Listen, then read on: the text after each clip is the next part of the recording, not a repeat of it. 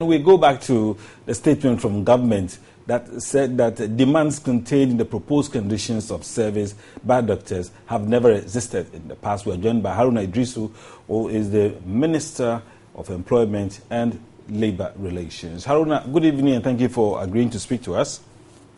Yeah, good evening and thank you for the opportunity.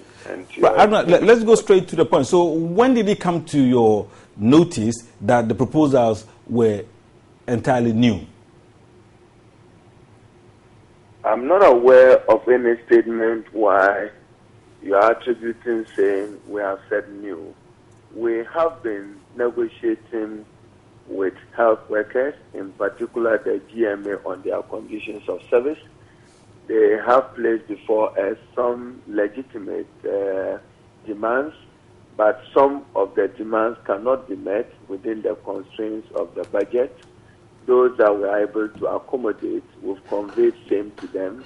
There are those that are outstanding that we are still negotiating, but accordingly, we referred some of the requests to the Compensations Department of the Ministry of Finance and the Fair Wages and Salaries Commission for the financial implication computation, and this must be construed within the larger public sector negotiations which is ongoing. Category 2 and 3 allowances are being negotiated at the Joint Service Public Services Negotiating Committee. And the difficulty of government, we cannot be negotiating under difficult conditions of coercion whilst the doctors have partially withdrawn their services. It makes negotiations very, very difficult. I am appealing to them to return to work whilst we continue to dialogue on those issues. But they should appreciate that per their request, government responded to some aspects of their demands, and to some other aspects we would have to subject it to further financial implications analysis, and then to look at it within the context of the public services. Doctors, nurses provide essential critical services, which is significant for the protection of human life and the care of it. And we don't want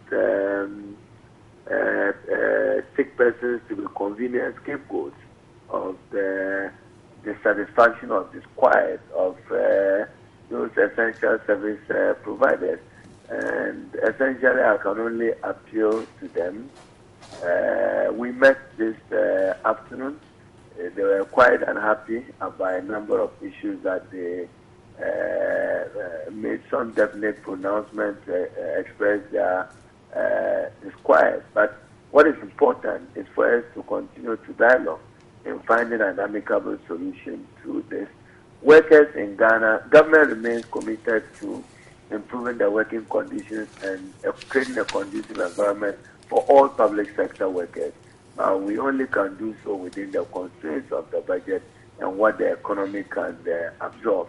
Conditions of service and matters of remuneration and allowances should be distinguished, and we are committed to working to give them a framework of conditions of service, but it should be within the context of the larger public sector. All right. In particular to health service workers. Okay, thank you very much, Haruna Idrisu, Minister of Employment and Labour Relations.